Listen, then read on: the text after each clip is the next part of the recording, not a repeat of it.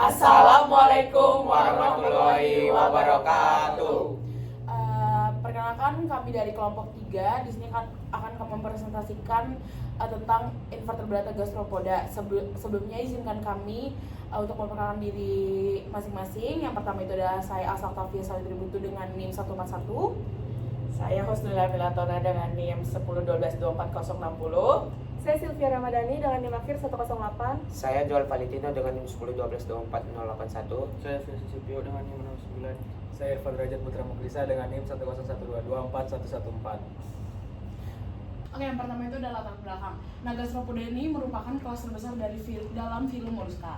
Nah, biasanya ditemuin di laut, air tawar, dan darat.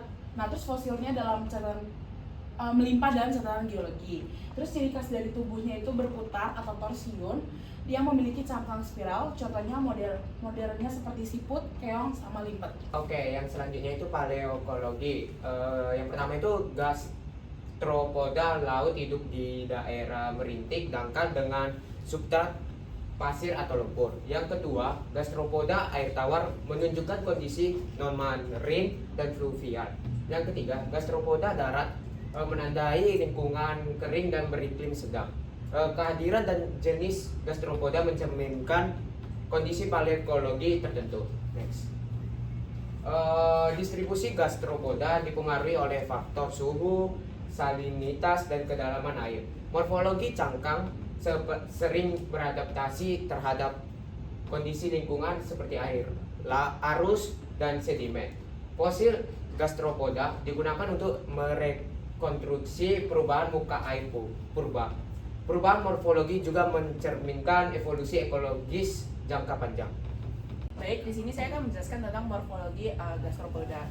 Untuk cangkang ini berbentuk spiral, terdiri dari apex, lalu ada spire, ada bodywork, dan aperture. Di sini saya akan menjelaskan di bagian sini karena lebih terlihat jelas. Jadi di sini apex itu adalah titik puncaknya, lalu spire ini adalah terdiri dari spine, terus ada spiral cord, ada nodes, dan columella.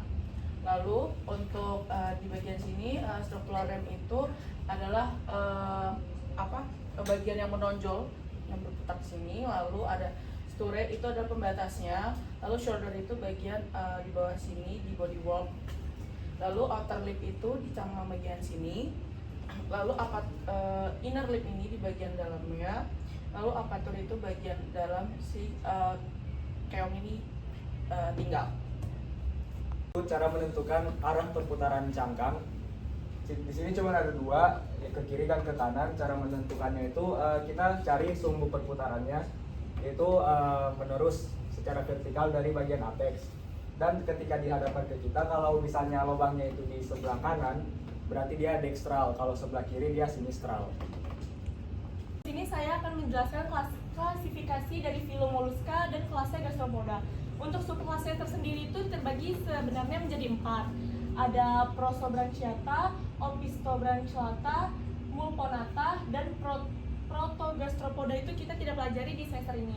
Kemudian untuk ordonya sendiri terbagi lagi menjadi 4. Untuk Prosobranchiata itu ordonya ada Archaeogastropoda, Mesogastropoda, dan Neogastropoda. Untuk ordo dari Opistobranchiata itu ada Pleurochoela, Theropoda, dan Achoela. Dan Pulmonata itu ordonya ada Basomatopora dan Stylomatopora. Persebaran fosil. Fosil ditemukan sejak Kambrium akhir hingga zaman modern. Melimpah di batuan Mesozoikum dan Kenozoikum. Ditemukan di laut dangkal, danau purba, serta lingkungan darat karbonat. Menjadi indikator penting untuk stratifikasi dan paleoenvironment. Jadi kesimpulannya, gastropoda menunjukkan evolusi morfologi kompleks dan adaptasi ekologis yang luas. Fosilnya berperan penting dalam rekonstruksi paleoenvironment dan stratigraphy. Sekian presentasi dari kelompok kami, kurang lebihnya mohon maaf. Terima kasih. Wassalamualaikum warahmatullahi wabarakatuh.